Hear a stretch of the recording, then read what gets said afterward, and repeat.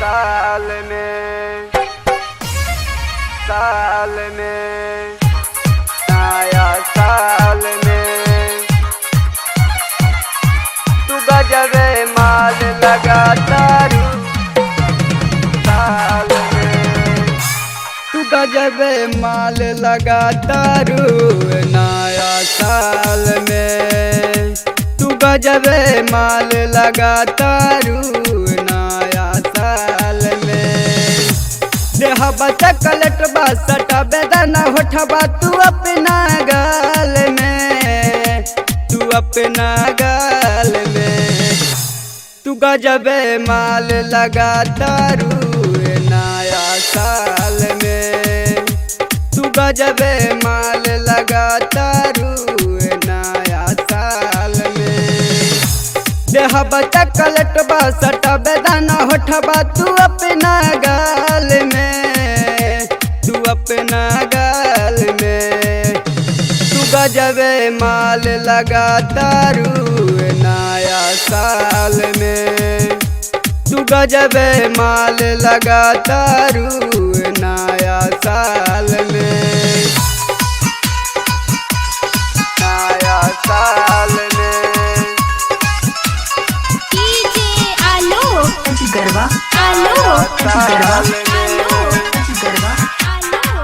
गरबा तू गजबे माल लगाता रू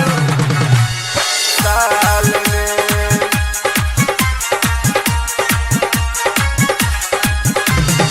बात न टाइट जा रहे लाइट दूर ही से छलकता बड़ा छलकता तोहर जवानिया चढ़ल बातना भर भर के छलकता छलकता जो नहीं लग कब लैका के मुआ के फसाइबू अपन जाल में फसाइबू अपन जाल में तू गजबे माल लगाता रू नया साल में तू गजबे माल लगाता रू नया साल में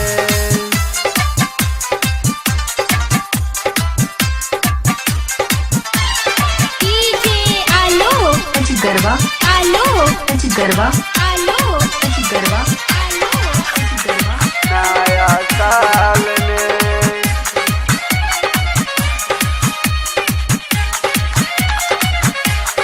नया साल में